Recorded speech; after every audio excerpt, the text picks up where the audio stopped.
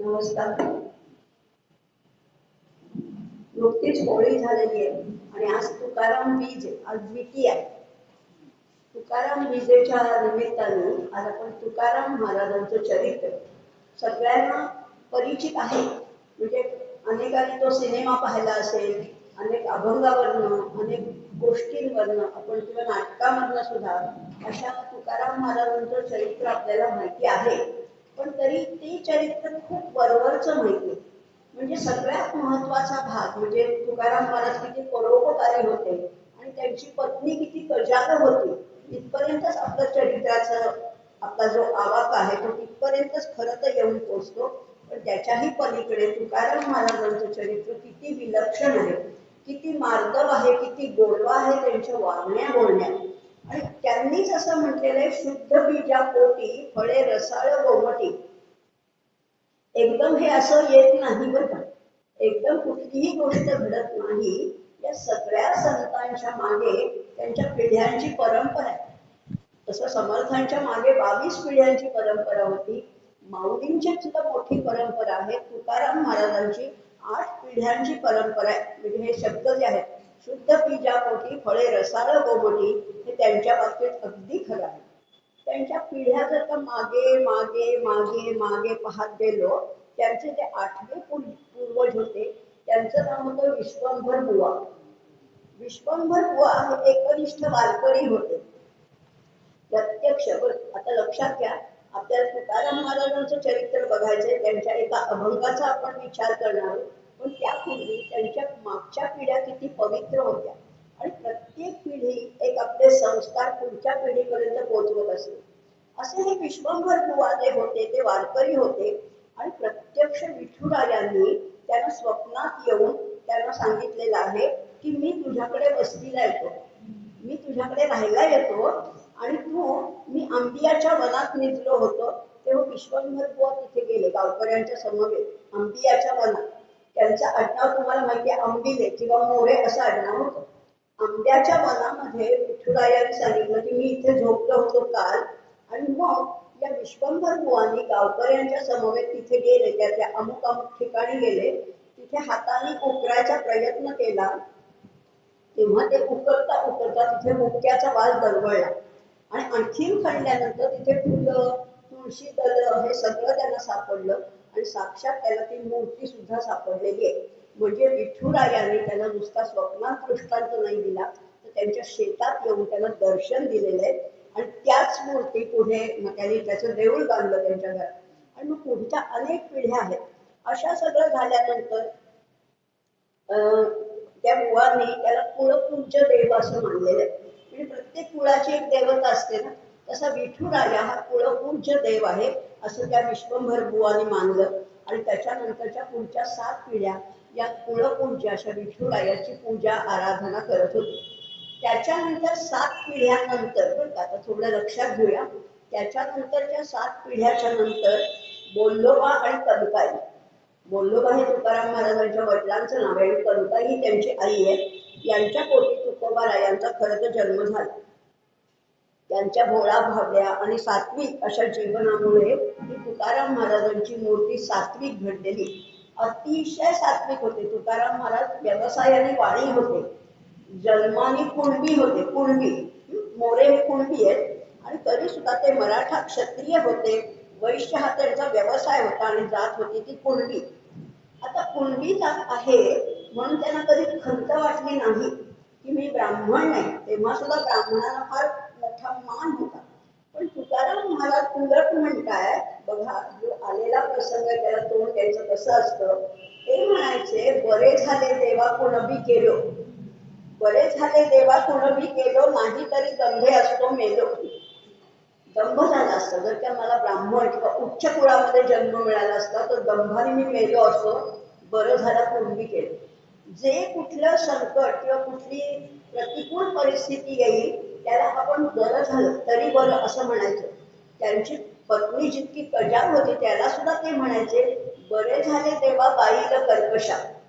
ती कर्कशा बाई दिली म्हणून मी इकडे परमार्थाकडे वळलो तरी, असंच त्यांनी म्हटलेलं आहे. आणि खरं म्हटलं तर संतांना जात नसते. हे सगळे संत हे भागवत धर्माचे आहेत किंवा वैष्णव त्यांना म्हणूया. सोखोबा काय, सावतोबा काय, गोरोबा काय, जनाबाई काय, कान्होपात्रा काय, यांची जात विचारायची नाही. आपण म्हणतो की गोरा कुंभार, नन्हावी, नरहरी सोनार, जात घ्यायची नाही, सावता माळी असं जरी असले, एकदा ते विठुरायाच्या चरणापाशी गेले की त्यांची जात नाही, कुठलीच जात नाही. त्यामुळे ते संत पदाला पोचले हे नक्कीच आहे. आता ह्या तुकाराम महाराजांची आणि विठोबाची ओळख होती की कुळपूज्य देव म्हणून 8 पिढ्या त्यांच्याकडे होत्या. विठोबाने मात्र त्यांची पाठराखण करण्याऐवजी त्यांची वेळोवेळी परीक्षा घेतलेली. विठोबांना किती तुकाराम महाराजांना किती संकटातून जावं लागलंय. त्या काळी तुकारामांच्या परमार्थाला अनुकूल असं काहीही नव्हतं बरं का. बघा, तो गाव होता देहू गाव, खूप ग्राम होता. खूप ग्राम म्हणजे वाईट. आता आपण देहू आळंदीला अतिशय तीर्थक्षेत्राचं स्थान दिलेलं आहे, पण जेव्हा देहू गाव हा असा दुर्लक्षित असा गाव होता, कुठल्याही विद्येचं अनुष्ठानाचं ते माहेर नव्हतं. परमार्थाविषयी तर सगळीकडे घरी दारी शेजारी पाजारी उन्हाळा होता. कुठे परमार्थाला अनुकूल वातावरणच नव्हतं. संसार रथाचं 2 चाकावर संसार चालतो, दुसरं चाक होतं ते अगदीच वेगळं होतं, अगदीच प्रतिकूल होतं. आणि म्हणून तुकोबाचा परमार्थ प्रिय होता, तर तिला फक्त इहलोक किंवा भौतिक गोष्टी या अतिशय प्रिय होत्या. गाई गुरं असतील, लौकिक असेल, व्यवहार असेल, एवढंच तिला माहिती होतं. शेजारी तरी बरे भेटावे. मग शेजारी कोण होते? ते मंबाजी बुवा. या मंबाजी बुवानी तर तुकाराम महाराजांना इतका त्रास दिलाय, काटेरी झुडपानी झोडपले त्यांना, अक्षरशः काटेरी झुडपानी मारले तुकाराम महाराजांना. आणि तरी सुद्धा कळवळा इतका आहे, दया इतकी अंतःकरणात भरलेली आहे. तुकाराम महाराज त्या मंबाजींना म्हणाले, मला मारून तुमचे हात तर दुखले नाहीत ना. इतका कळवळ आहे. त्यामुळे हे सगळ्या विरोधी भूमिका होत्या.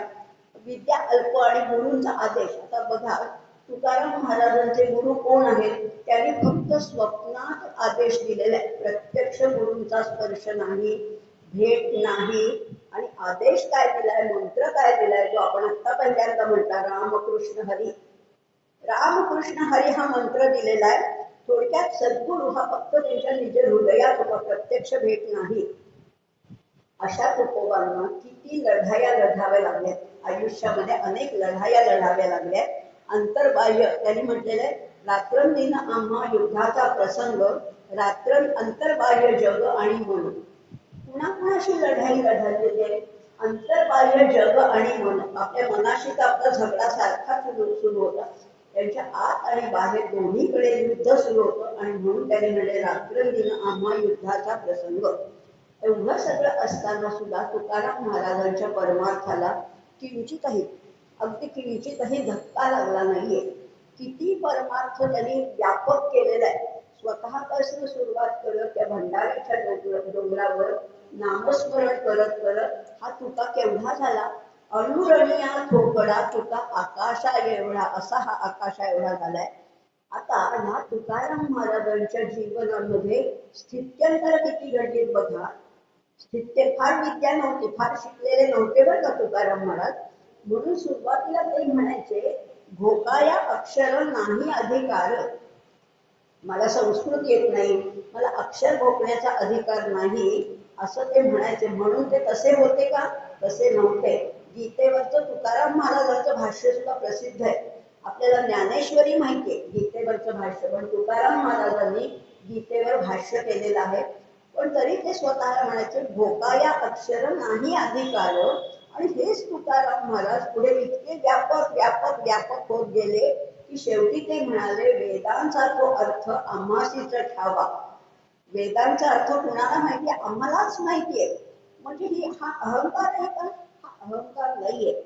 इथपासनं भोकाया अक्षर नाही अधिकारापासून वेदांचा तो अर्थ आम्हासीच ठावा, इतकी त्यांची प्रगती उन्नती झालेली आहे.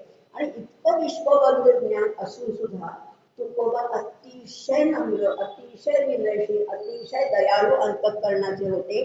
त्यांनी स्वतःला कधीही कुणाचाही गुरु म्हणून घेतलेलं नाहीये. तुकाराम महाराज कुणाचे गुरु होते? आता म्हणतात बहिणाबाई त्यांना गुरु मानत, अनेक संतांनी मानलेले, पण तुकाराम महाराज स्वतःला कधीही गुरु म्हणून घेतलेलं नाहीये त्यांनी, आणि त्यांना जो कळवाळा वाटत होता तो अक्षरशः अंतरीचा होता. बुडते हे जन देखवे ना डोळा, म्हणून कळवळा येतो मनी, अशी त्यांची वाणी आहे. त्यामुळे असे अनेक अनेक लोक त्यांनी खरं तर जोडलेले. रामेश्वर भट्टांसारखे जे विद्वान होते, ब्राह्मण होते, त्यांना स्वतःविषयी अधिकार किंवा अभिमान होता, असे दशाग्रंथी ब्राह्मण काय आणि त्या संताजी सारखे तेली काय, हे सगळे त्यांचे शिष्य होते.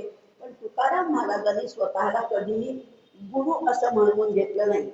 त्यांची वाणी, त्यांचे अभंग सगळीकडे पाहायला मिळतात बरं का. तुकाराम महाराजांचे अभंग आहेत, जात्यावरच्या ओव्यांमध्ये सुद्धा आहेत, मोठेवरच्या ओव्यामध्ये आहेत, व्यापाऱ्यांच्या चोहट्यावर आहेत, राजकारणात आहे, संत वाङ्मयामध्ये आहेत.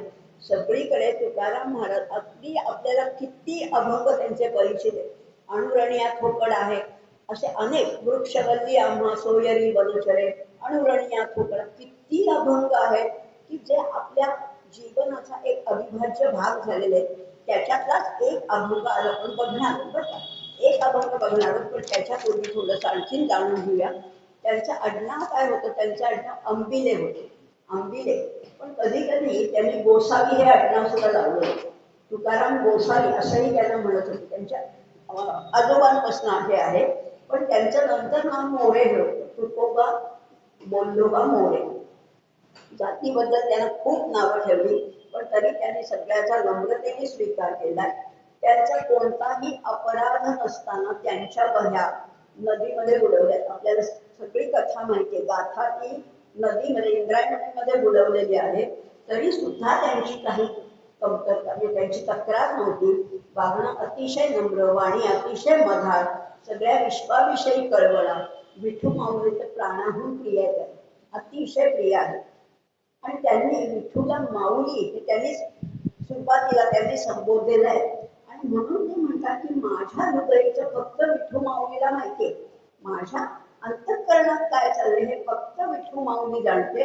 लेकराचे हित जाणे माऊलीचे चित्त, ऐशी कळवळ्याची जाती लाभाविण करी प्रीती.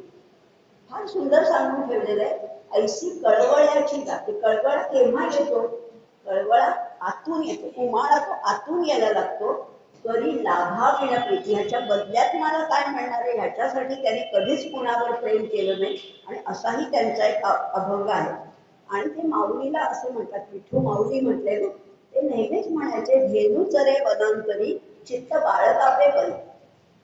गाय वनात जरी चरायला जेव्हा जाते तरी तिचं चित्त कुठे असतं? आपल्या वासरापाशीच असतं. आणि जेव्हा या गायी वनातून चरून येतात तेव्हा वासरू त्यांना बरोबर कसं ओळखतं? आपल्या आईपर्यंतच जातं. आणि आई पण बरोबर, सगळी सारखीच वासरं असली तरी आईला आणि बालकाला त्यांच्या एकमेकांची अंतरीचा कळकळा जाणतो. किंवा आणखीन एक आहे जो आपल्या सगळ्यांचा परिचित आहे, धार हिंडते आकाशी चित्त तिचे पिल्लापाशी. कितीही आकाशात भर हिंडत असली तरी चित्त पिल्लापाशी असतं असं म्हटलेलं. आता अशा या तुकोबारायांचा संसार कसा होता? खरं म्हटलं तर ते पूर्वी सावकार होते, वाणी होते, श्रीमंत होते. पण त्यांच्या अतिपरोपकारी वृत्तीमुळे सगळं त्यांनी वाटून टाकलेले. आपल्याला कथा माहितीये, उसाची मोळी कुणीतरी त्यांना दिली होती शेतकऱ्यांनी. ती उसाची मोळी घेऊन येता येता, त्या शेतापासून घरापर्यंत येता येता सगळ्या मुलांना त्यांनी वाटून टाकली. एकच ऊस राहिला. आणि मग तो घरी घेऊन आले तेव्हा त्यांची पत्नी अतिशय रागावली आणि म्हणाली, हे तरी कशाला आणलं, सगळं वाटूनच टाकायचं. आणि म्हणून तिने त्यांच्या पाठीतच तो ऊस मारला, त्याचे 2 तुकडे झाले. तरी ते म्हणाले, बरं झालं, दोन्ही मुलांना 2 ऊस मिळाले. इतकी परोपकारी वृत्ती होती की स्वतःच्या मुलांसाठी सुद्धा काही ठेवले. तुमचे ते येर वित्त धन आम्हा मृत्तिके समान. शिवाजी महाराजांनी एवढा मोठा नजराणा पाठवला होता, पण तोही यांनी परत केला. बरं, घरात काही समृद्धी होती का? घरात खायला अन्न नाही तरी सुद्धा. पण ते खरंच तुमचे ते येर वित्त धन आम्हा मृत्तिके समान, मातीसारखंच आहे. म्हणजे मी तेच सांगितले, समलोष्टाश्म कांचना. इतकी निरपेक्ष वृत्ती त्यांची होती. त्यामुळे कुणाचं दुःखही त्यांना सहन होत नसेल. जेवढं असेल नसेल तेवढं सगळं ते देऊन टाकायचं होते. आता हे सगळं करत असताना जेव्हा परमार्थ साधायचा असतो तेव्हा त्याला एकांत वास हवा असतो. परमार्थ हा चार चौघात साधता येत नाही असं नाहीये, पण त्याच्यासाठी एकांत पाहिजे. आणि एकांत कशासाठी पाहिजे? आत्मसंवाद साधायला पाहिजे. परमेश्वराशी संवाद साधायचा असेल तर तुम्हाला एकांत वास पाहिजे. समर्थ तर म्हणतात, जयासी एकांत मानवला अवघ्या आधी कळे त्याला. जो एकांतात राहतो त्याला परमेश्वर लवकर प्रसन्न होतो. आणि ह्या सगळा परिवार भरलेला परिवार असताना सुद्धा तुकाराम महाराज भंडाऱ्याच्या डोंगरावर जाऊन राहायचे आणि नामस्मरण विठ्ठल माऊलीचं स्मरण करत होते. त्यामुळे ते म्हणायचे, नेहमीच म्हणायचे, तुका म्हणे यांचा संग नाही भला, शोधित विठ्ठला जाऊ आता. या सगळ्या गावकऱ्यांचा संग मला नको. मला त्या कुठल्याही संसारात, व्यवहारात, व्यापारात अडकायचं नाहीये. मी कुठे जाईन त्या शोधत त्या विठ्ठलाला त्या भंडाऱ्याच्या डोंगरावर जाऊन ते तिथे नामस्मरण करायचे. आणि तिथे त्यांना जो काही छंद लागला तो छंद कसा होता? आनंदाचे डोही आनंद तरंग. आनंदाला विरुद्धार्थी शब्द नाहीये बरं का. सुखाला विरुद्धार्थी शब्द आहे दुःख. आनंदाला विरुद्धार्थी शब्द नाही. पण जेव्हा आनंद मिळतो तेव्हा फक्त फक्त फक्त आनंद. आणि तो आनंद त्यांना भंडाऱ्याच्या डोंगरावर मिळत होता. पोटात अन्न नाही, ही बिचारी यायची, भाकरी बांधून घेऊन यायची. यांना खाण्यापिण्याची शुद्ध नाही, जेवणात कशाचीही शुद्ध नाही. कारण ते त्यांच्या आनंद रसामध्ये इतके तृप्त होते, इतके मग्न होते की त्यांना कशाचं काही नव्हतं. असं सगळं करून आणि तेव्हा त्यांनी फार सुंदर एक अभंग रचलेला आहे. संकोचुनी लहान, संकोचुनी कार्य झालासी लहान, घेई आपोषण ब्रह्मांडाचे. लक्षात घ्या, आपण ना आपल्याला संकुचित समजतो. आपण काय म्हणतो? मी एवढी आहे, हा देह म्हणजे मी आहे आणि परमेश्वर वेगळा आहे. मी भक्त आहे आणि भगवंत वेगळा आहे. म्हणजे आपण जितकं आपल्याला लहान करतो तितकी आपण संकुचित होत जातो. आपण आपल्याला कुणी ओळख विचारली तर आपण काय सांगतो? माझं हे नाव आहे, माझं हे शिक्षण आहे, माझा हा हुद्दा आहे, माझं या मंत्र्यांशी असं नातं आहे, माझं मी अमुक आहे तमुक आहे. जितकं तुम्ही स्वतःची माहिती द्याल तितके तुम्ही लहान होत जाता. जितके तुम्ही सामान्य व्हाल तितके व्यापक होत जाता. तेच तुकाराम महाराज म्हणतात. बघा, परब्रह्म आहे ते अतिसामान्य, पण ते मुंगीमध्ये पण आहे आणि ते हत्तीमध्ये पण आहे.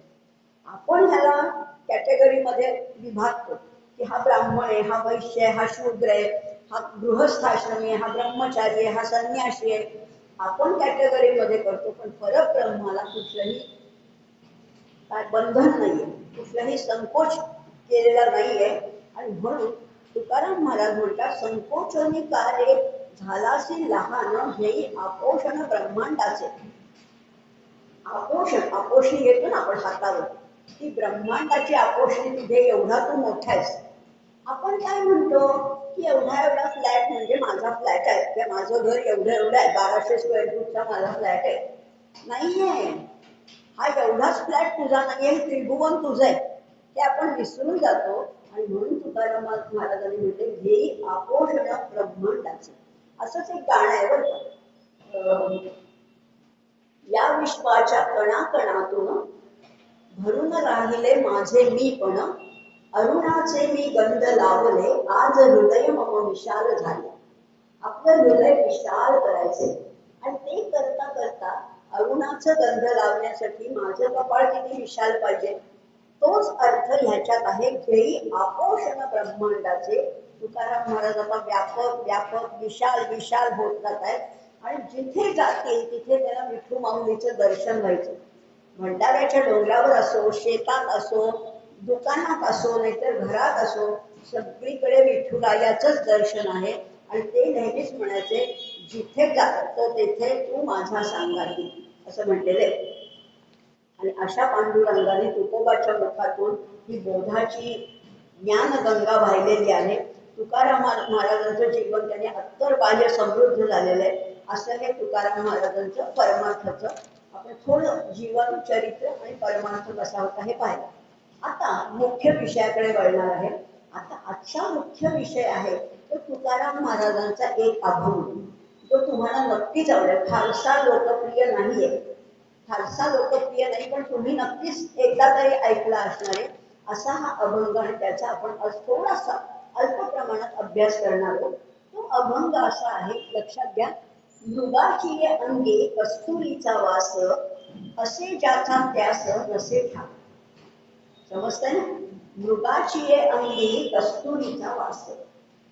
मृगाच्या अंगाला म्हणजे मृगाच्या कस्तुरी, मृगाच्या नाभीमध्ये कस्तुरी असते. इतका विलक्षण मनमोहक सुगंध त्याचा पसरलेला असतो, पण त्या हरणाला कळत नाही की तो सुगंध येतोय कुठून. त्या सुगंधाने तो इतका मोहित होतो आणि सगळ्या अरण्यामध्ये, वनामध्ये सगळीकडे शोधत फिरतो की हा सुगंध येतोय तरी कुठून. खरं कुठून येत असतो? त्याच्याच नाभीतून, त्याच्याच अंगातून येत असतो, पण त्याला त्याचा पत्ता नाही. मृगाची अंगी कस्तुरीचा वास, असे ज्याचा त्यास नसे ठाव. त्या मृगाला हसण्याचं आपल्याला काहीच कारण नाही, आपली तीच गती. तो मृग जसा सगळीकडे वनावनामध्ये हिंडत असतो, तसंच आपण ह्या तीर्थाला जा, त्या तीर्थाला जा, ह्या गावी जा, काशीला जा, रामेश्वरला जा, अयोध्येला जा, प्रयागला जा, असं करत असतो. पण आहे कुठे परमेश्वर? परमेश्वराच्या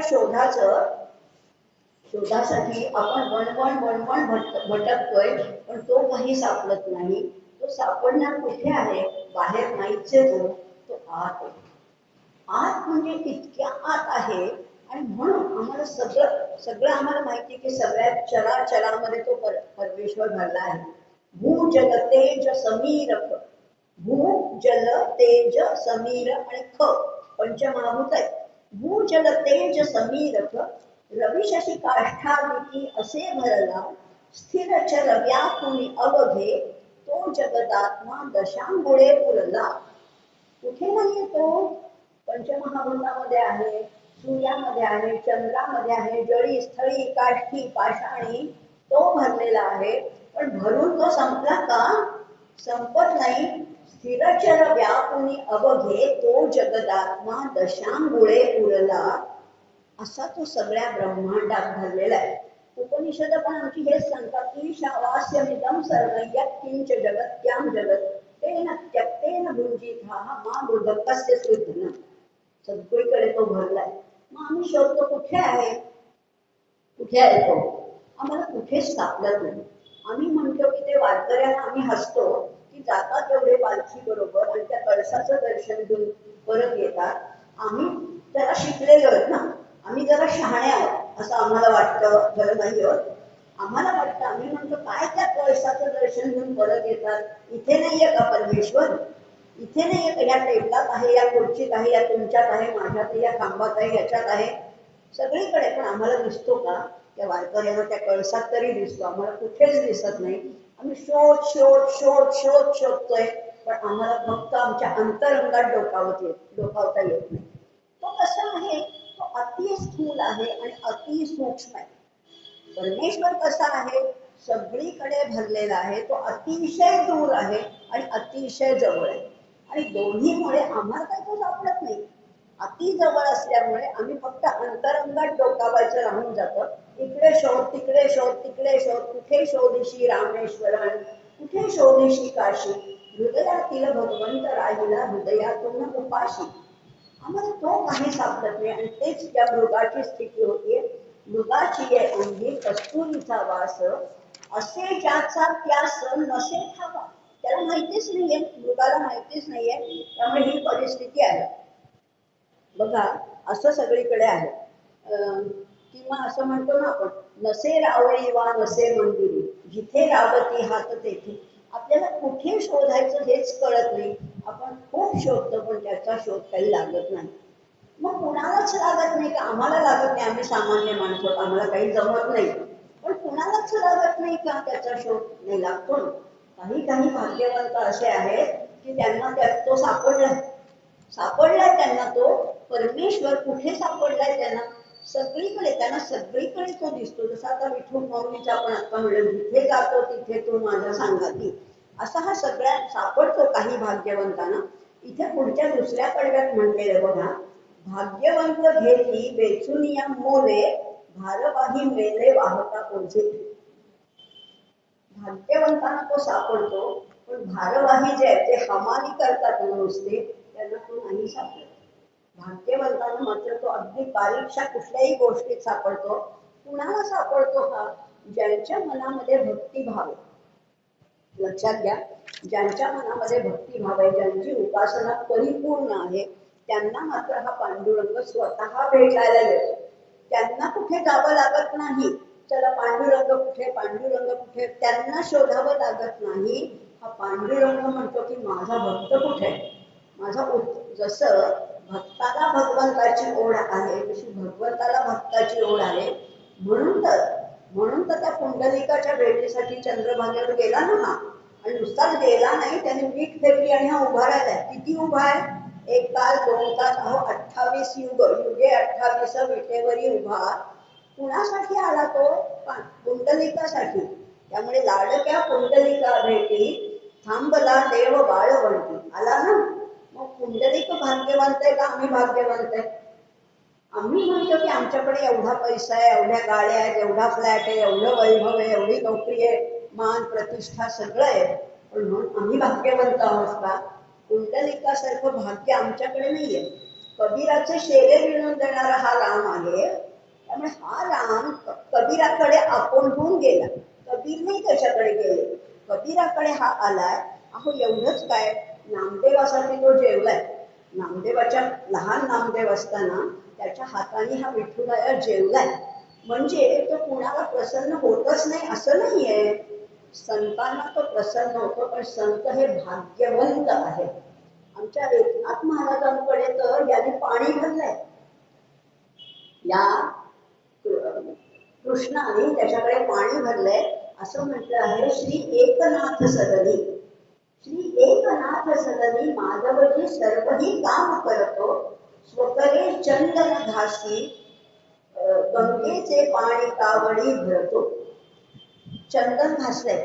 इतकी सेवा आपल्या भक्ताच्या घरी भगवंताने केली आणि त्याला पत्ताच नाही. एकनाथ महाराजांना कळलंच नाहीये का हा श्रीखंड्या आहे कोण. किती वर्ष काम केलंय, किती वर्ष चंदन घासलेलं, कावडीने पाणी भरलेलं आहे, तरी या एकनाथ महाराजांना पत्ता नाही. पण ते भाग्यवंत होते. साक्षात श्रीकृष्ण श्रीखंड्याच्या रूपाने त्यांच्या घरी काम करत होता. आणि म्हणून ते भाग्यवंत आहेत. आम्ही काहीच नाही, आम्ही कम नशिबी आहोत. समर्थांच्या भाषेत म्हटलं तर आम्ही करंटे आहोत. आम्ही पुष्कळ साधना करतो, जपमाळा ओढतो, इकडे जातो, काशीला जातो, रामेश्वरला जातो, काही मोठ्याला पूजा करतो, अभिषेक करतो, पण आम्ही भाग्यवंत नाही. कारण आम्हाला तो भेटत नाही. ज्यांना तो भेटतो तेच खरे भाग्यवंत आहेत.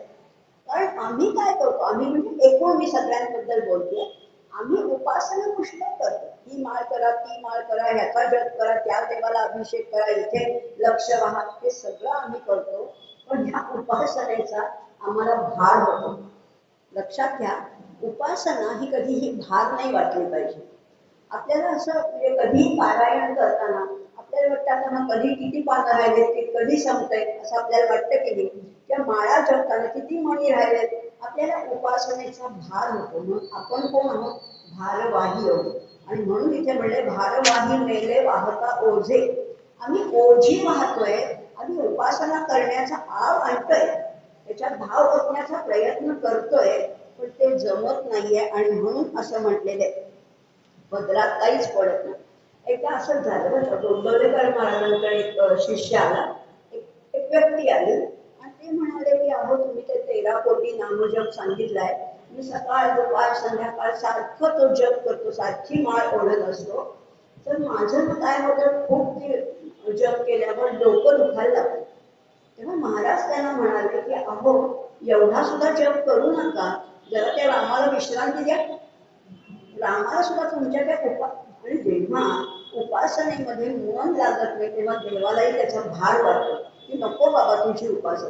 उपासनेमध्ये कर्मामध्ये सहजता पाहिजे की ते कधी जप केल्या आपोआप मुखामध्ये नाम आलं तर त्याचा भार होत नाही. तुम्ही बळजबरी जबरदस्ती चला चला एवढ्या माळा करायच्या असं केलं तर त्याचा भार भक्तालाही होतो आणि भगवंतालाही होतो.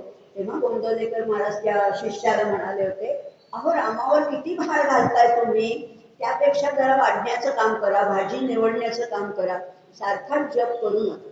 म्हणजे जप करायचाच आहे खरं म्हटलं तर, सतत जप करायचा आहे. अहो येता जाता उठत बसता कार्य करिता सदा देता घेता वदनी वदता ग्रास मिळता घरी दारी शय्येवरी रती सुखाचे अवसरी समस्तांची लज्जा त्यजुनी भगवत चिंतन करी. हे जरी खरं असलं तरी जेव्हा लक्षात घ्या, जेव्हा त्या नामस्मरणाचा कटकट वाटायला लागते, भार वाटायला लागतं, तेव्हा त्याचा काहीही उपयोग नाही. त्याच्यापेक्षा मग इतर काम करा असं त्या शिष्याला त्याने सांगितलं. वाढण्याचं काम करा, भाजी निवडण्याचं काम करा, झाडण्याचं काम करा, ताटं घेण्याचं काम करा, त्याच्यातही परमेश्वरच आहे.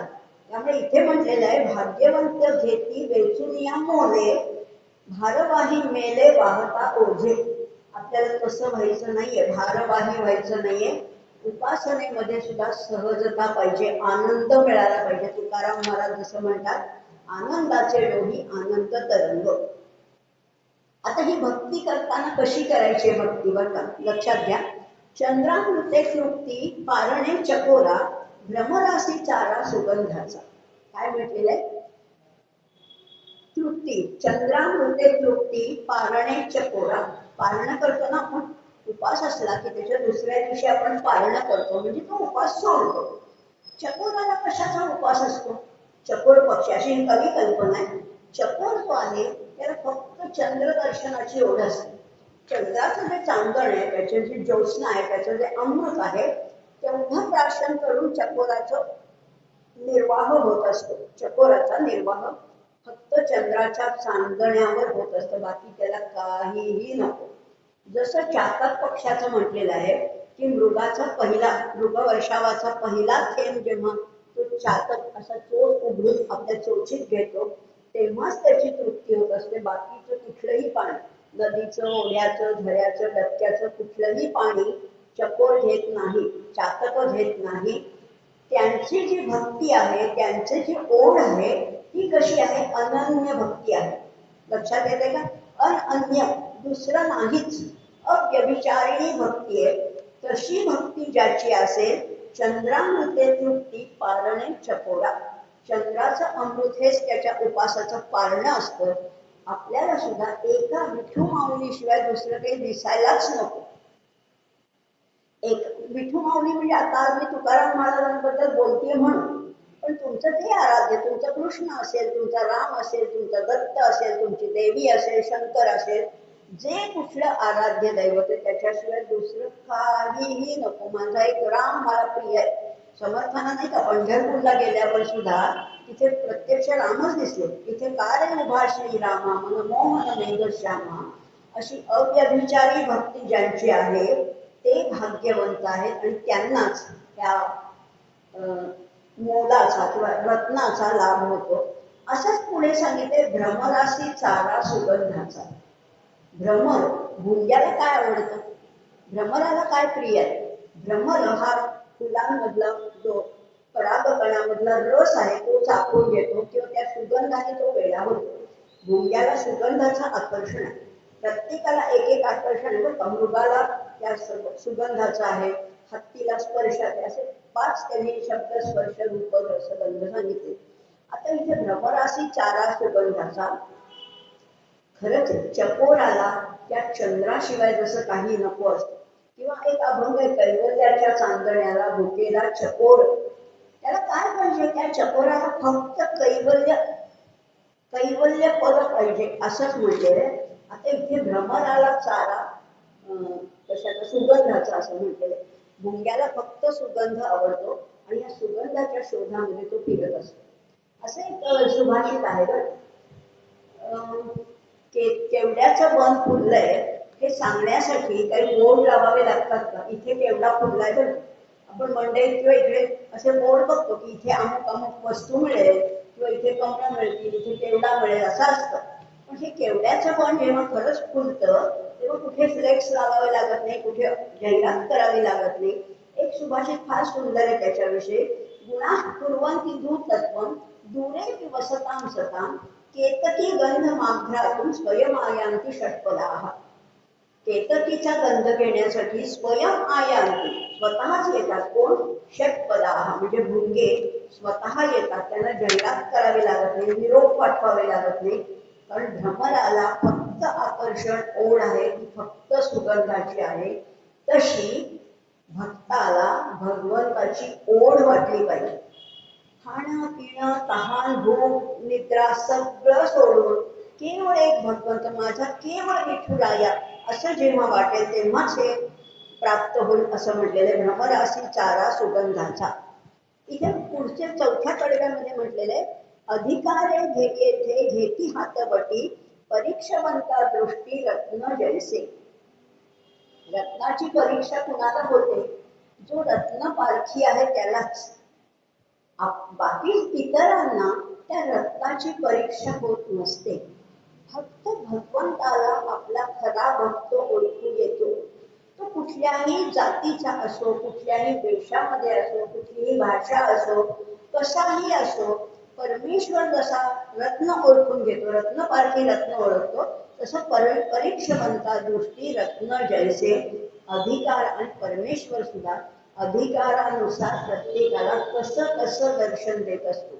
तुकोबारायांचा विठुराया वेगळा आहे, ज्ञानेश्वर माऊलींचा विठुराया वेगळा आहे, सावता माळ्याचा विठुराया वेगळा आहे, गोरा कुंभाराचा वेगळा. म्हणजे विठुराया एकच आहे, पण वेगवेगळ्या रूपामध्ये त्यांना दर्शन दिलेलं आहे असं म्हटलेलं आहे. परीक्षवंता दृष्टी रत्न जैसे. आणि आता शेवट करताना तुकाराम महाराज म्हणतात, तुका म्हणे काय आंधळिया हाती दिले जैसे मोती वाया जाय. आंधळ्याच्या हाती रत्न दिल्यानंतर त्याला त्याचा काही उपयोग आहे का? आंधळ्याला रत्नाचं काही मोल नाहीये. त्यामुळे खरंच आहे असं म्हटलेलं आहे, दर्पणात किं करिष्यति लोचनाभ्याम विहीनस्य दर्पणात किं करिष्यति. तसंच इथे आहे, यस्य नास्ति स्वयं प्रज्ञा शास्त्रं तस्य करोति किं लोचनाभ्याम विहीनस्य दर्पणात किं करिष्यति. ज्याला डोळेच नाहीये त्याला रत्न देऊन काहीही उपयोग नाही. कारण रत्नाची परीक्षा त्याला करताच येणार. स्पर्शाने करता येईल, आवाजाने करता येईल, पण त्याला दृष्टीने जशी रत्नाची परीक्षा करता येणार नाही. तसेच जे अभक्त जन आहेत ते डोळ्याने, ह्या डोळ्याने जरी दिसत असलं तरी त्याला भक्तीचे डोळे नाहीयेत. त्यामुळे भक्तिभाव असल्याशिवाय रत्नाची पारख करताच येणार नाही. आमचे तुकडोजी महाराज म्हणतात, मनी नाही भाव म्हणे देवा मला पाव, देव बाजारचा भाजीपाला नाही र, देव अशाने पावायचा नाही र. तुकडोजी महाराजांचं नाव सुद्धा गंमत म्हणून तुम्हाला सांगते, तुकडोजी महाराजांचं नाव कशावरून पडले तुकडोजी? खरं तर त्यांचं नाव होतं माणिक. आता तो विषय नाहीये, पण मी अगदी थोडक्यात सांगते. त्यांचं नाव होतं माणिक बंडोजी इंगळे. तुकडोजी महाराजांचं मूळ नाव आहे माणिक बंडोजी इंगळे. पण त्यांना लहानपणापासून तुकाराम महाराजांचे अभंग ऐकायची इतकी आवड निर्माण झाली. शाळेकडे विशेष कल नव्हता, अभ्यास 4थी पर्यंत जेमतेम शिक्षण घेतलं त्यांनी. आणि ते नदीकाठी जाऊन तुकाराम महाराजांचे अभंग म्हणत राहायचे.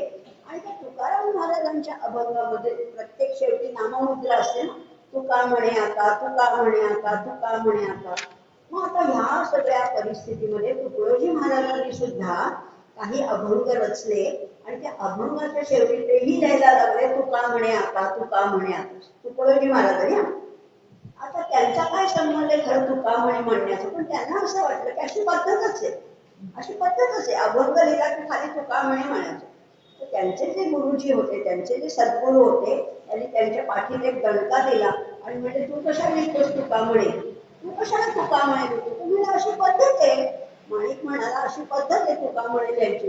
ते म्हणजे अरे वेड्या, ते तुकाराम महाराजांचे अभंग आहे म्हणून त्यांनी लिहिलं तुका म्हणे. तू तुका नाहीयेस, पण तू तुकडोजी तरी आहेस ना, तुकड्या तरी आहेस ना. आणि म्हणून तेव्हापासून या तुका बनवून त्याचं नाव तुकड्या पडलेले. माणिक बंडोजी इंगळे यांचं नाव तुकड्या. आणि स्वतःला ते तुकड्या म्हणायचे, पण आपण आता आदराने त्याला तुकडोजी महाराज असं म्हणतो. त्यामुळे तुकाराम महाराजांचे अनेक शिष्य आहेत, पण हे सगळं असताना त्यांनी स्वतःकडे किंचितही गुरुपद घेतलेलं नाहीये. अशा तुकाराम महाराजांचा अगदी अखेराकडे येणार आहे. अशा तुकाराम महाराजांचं आज काय आहे? आज आहे बीज. आणि बीज म्हणजे द्वितीया. द्वितीयेला काय झालं तर द्वितीयेला त्यांना नेण्यासाठी साक्षात विठुरायांनी विमान पाठवलेले आहे. असं विमान न्यायला आलं आणि हे विमान जेव्हा न्यायला आलं तेव्हा त्यांनी काय म्हटलेलं, त्याच्या आधी त्यांचं म्हणणं काय आहे बघा. तो अभंगही फार वेगळा आहे. आधी त्यांनी म्हटलेलं आहे, जेव्हा आता सगळेच संत, अगदी सगळे संत, ज्ञानेश्वर माऊली काय, तुकाराम महाराज काय, एकनाथ महाराज, नामदेव महाराज, समर्थ रामदास, सगळ्या संतांनी आपलं कार्य पूर्ण होतात एक क्षणभर सुद्धा ते थांबले नाहीत. आपल्याला जेवढी जीवनाची किंवा भौतिकतेची ओढ आहे असं यांना नसतं. कार्य संपलं की जायला मोकळे. माऊलीने किती लवकर, आमचे शंकराचार्य 32व्या वर्षी निर्याण झालेले. इतक्या लवकर त्यांनी का बरं म्हणजे आपला देह त्याग केला असेल. तुकाराम महाराजांना सुद्धा असं झालं होतं. त्यांचं कार्य पूर्ण झाल्यावर ते म्हणायचे, आपुल्या माहेरा जाईन मी आता. कुठलं माहेर आहे? तुकाराम महाराजांचं माहेर कुठलं? कैवल्यपद हेच त्यांचं माहेर. निरोप या संता हाती आला, त्याची पंथी माझे लागलेसे चित्त, वाटप आहे नित्य माहेराची. आपलं सुद्धा खरं माहेर ते आहे बरं. खरं माहेर आपलं कुठलं आहे? मोक्षपद हे आपलं खरं सगळ्यांचं, स्त्रिया नाही आणि पुरुष असा कुठलाही भेद नाहीये. सगळ्यांचं माहेर एकच आहे. वो दुनिया मेरे बाबुल का घर, ये दुनिया ससुराल, असं हिंदी गाण्यात म्हटलंय ना. ते माझं बाबुल का घर, ते माझं माहेर आहे. आणि प्रत्येकाला माहेरी जायची ओढ असते की नाही. आपण कितीही वय वाढला, 80 वर्ष झालं तरी माहेरची ओढ आहेच आहे. एखादा शब्द जरी आपल्या माहेरच्या गावाबद्दल ऐकला तरी बायकांना वाटतं, अरे तुम्ही तिकडचे जामखेडचे आहात का? हा, माझं ते माहेर, असं म्हणतो की नाही. या संतांना त्या माहेरची ओढ लागलेली आहे. आणि म्हणून तुकाराम महाराज आपले भजन करत, नामस्मरण करत बसले होते. आणि खरोखर त्यांना न्यायला विमान आलेलं आहे. विमान आलेलं आहे. आणि कसं विमान आलेलं आहे, त्या विमानामध्ये साक्षात विठुराया पैल आले हरी, शंख चक्र शोभे करी, गरुड येती फटकारे, नाभी नाभी म्हणे त्वरे, मुकुट कुंडलाच्या दीप्ती, तेजे लोकला गभस्ती. इतकं तेज होतं त्या विमानाचं, त्या हरीचं, की त्याच्यामुळे सूर्याचा प्रकाश सुद्धा त्याच्यापुढे फिक्का पडला.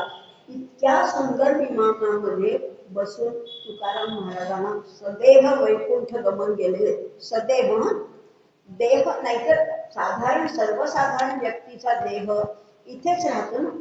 देह इथेच राहतो, फक्त प्राण निघून जातो, आत्मा निघून जातो.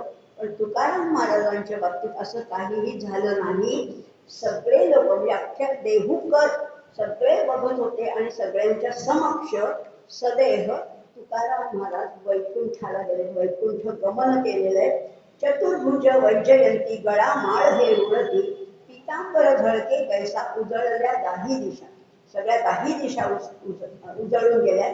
तुका झालासे संतुष्ट, घरा आले वैकुंठ पीठ. त्यांच्या घरी साक्षात वैकुंठ पीठ अवतरलेलं आहे. आणि खरंच प्रत्यक्ष परब्रह्म त्यांच्या समोर उभं टाकलं. आणि त्याच्यात तुकाराम महाराजांनी त्याच्याकडे काहीही मागितलं नाहीये. आणि असं काय म्हणे तुझी न लगे दासोडी, परी आहे आवडी दर्शनाची, असं म्हणून तुकाराम महाराज सगळ्या देहूकरांना नमस्कार केला. अतिशय मनोभावे. कितीही त्यांच्यावर बघा ना, किती टीका झाली आहे, किती निंदा झाली आहे, किती त्यांच्यावर लोकांनी अक्षरशः त्यांना वाळीत टाकलेले आहे. पण तरी कुणाबद्दलही त्यांच्या मनामध्ये द्वेषभाव नाही किंवा त्याच्याबद्दल तिरस्कार नाही. हे सगळं करत असताना तुकाराम महाराज असे सदैव वैकुंठाला गेलेले. आणि शेवटी त्यांनी म्हटलेले आहे, आवडी का ठेवू बैसोनिया संगे जेऊ, मागे नको ठेवू उरी, आणि माझी आण तुझं बरी, असं म्हणून त्यांनी म्हटलेलं आहे. आणि शेवटी तुकाराम महाराज काय म्हणतात तेवढं बोलते आणि समाप्त करणारे. आम्ही जातो आमच्या गावा, आमचा राम राम घ्यावा. बघा काय सुंदर सांगितलंय, आमच्या गावाला आम्ही जातोय आणि आमचा राम. शेवटी म्हणजे तुम्हाला प्रणाम करून मी जातोय. आता असो द्यावी दया, पण मी जरी गेलो तरी माझ्यावर तुमची दया असू दे. तुमच्या लागत असे पाया. विश्ववंद्य असे तुकाराम, जगद्गुरु असे तुकाराम महाराज देहूकरांना, सामान्य नागरिकांना म्हणतोय, तुमच्या लागत असे पाया, येतो येता निज धामी, विठ्ठल विठ्ठल बोलावानी. आता तुम्हाला माझा एकच संदेश आहे, एकच निरोप आहे की तुम्ही फक्त मुखाने विठ्ठल विठ्ठल विठ्ठल विठ्ठल एवढंच म्हणा. रामकृष्ण मुखी बोला, तुका जातो वैकुंठाला. सकळही माझी बोलवण करा, परतोनी घरा तुम्ही जावे, असं म्हटले. आता मज जाणे प्राणेश्वरासवे, असं म्हणून तुकाराम महाराजांनी सगळ्या नागरिकांचा निरोप घेतला. आणि हा तुका कसा होता? अनुरणीया थोपडा तुका आकाशा एवढा. बघा कुठे होता तुका, कुठे होते तुकाराम महाराज? अणुरणीया थोपडा, अणुपेक्षाही बारीक, अतिशय सूक्ष्म आणि अतिशय विशाल. हे कुणाचं वर्णन आहे? हे साक्षात परमेश्वराचं वर्णन. परमेश्वर केवढा आहे? एवढा आहे, फसफशीच्या दाण्यापेक्षाही बारीक आहे आणि आकाशापेक्षाही विशाल आहे. आता तुका आकाशा एवढा म्हणताना इतका विशाल तुका झालेला आहे. अनुरणीया थोपडा तुका आकाशा एवढा, म्हणजे सूक्ष्म सूक्ष्म सूक्ष्म असं करत आभाळालाही व्यापून त्याच्याही पलीकडे हा तुका गेलेला आहे, असं त्याचं वर्णन आहे. शेवटी तुकाराम महाराज म्हणतात की देव पहायासी गेलो, देव होऊन या ठेव. काय म्हणताय? मला असं वाटलं, तुकाराम महाराजांचं एक वचन आहे, मला वाटलं की देव पहावा. कसा आहे देव? कसा आहे देव? मी भक्त आहे, तो भगवंत आहे. देव पहायासी गेलो, कसा आहे देव बघावा बरं, चतुर्भुज आहे का, काय शंख चक्र गदा पद्मे असं म्हणून मी गेलो, पण मी स्वतः उरलोच नाही. देव होऊन या ठेलो, देव पहायासी गेलो, देव होऊन या ठेलो. याचा अर्थ असा आहे की देव असा ह्या चर्मचक्षुनी पाहता येत नाही. जेव्हा आपणच देव होऊन जातो तेव्हाच त्याचं दर्शन होतं, किंवा उलट म्हणा त्याचा साक्षात्कार झाला, त्याच्याशी आपण तद्रूप झालो की आपल्याला वेगळं अस्तित्वच उरत नाही. मी कोणी वेगळी आणि देव कोणी वेगळा अशी स्थितीच राहत नाही. मी प्रत्यक्ष परमेश्वर होऊन जातो. ही अनुभूती साक्षात तुकाराम महाराजांना आली होती. आणि म्हणून ते म्हणतात देव पहायासी गेलो, देव होऊन या ठेव. जेव्हा दर्शन आपण घेतो असं म्हणतो तेव्हा भक्त वेगळा असतो आणि भगवंत वेगळा असतो. पण जेव्हा भक्त भगवंताशी तद्रूप होतो तेव्हा तो वेगळेपणाने उरत नाही. आपण एखाद्या विषयाचं ज्ञान घेतो, जेव्हा थोडक्यात अगदी 2 मिनिटात बोलते, जेव्हा एखाद्या विषयाचं आपण ज्ञान घेतो, म्हणजे समजा मी फिजिक्सचा अभ्यास केला, केमिस्ट्रीचा केला, बायोलॉजीचा केला, तर मला ते सगळं समजलं, पण मी ते नाही होत. मी फिजिक्स होत नाही, मी बॉटनी होत नाही, मी बायोलॉजी होत नाही, मी काहीच होत नाही. मी वेगळी राहते, ज्ञान वेगळं राहतं. पण इथे तशी नाहीये, इथली गंमतच वेगळी आहे. जेव्हा आत्मज्ञान होतं तेव्हा तुम्ही वेगळेपणाने शिल्लकच राहत नाही. तो देव होऊन या ठेवलो अशी जी अनुभूती तुकोबांना आली आहे, विठुरायाशी ते तद्रूप झाले, वेगळेपणा उरलाच नाहीये. तसं आपल्या होण्यासाठी आपल्या मुखामध्ये सतत नामस्मरण राहायला पाहिजे, विठ्ठलाचं नाम राहायला पाहिजे, रामकृष्ण हरी असं म्हणूया. आणि आज इथेच तुकाराम महाराजांचं चरित्र, त्याचा थोडासा अभंग, त्याचा थोडासा अल्पसा अभ्यास आपण केला. आज त्याच्याबद्दल सर्वांना धन्यवाद.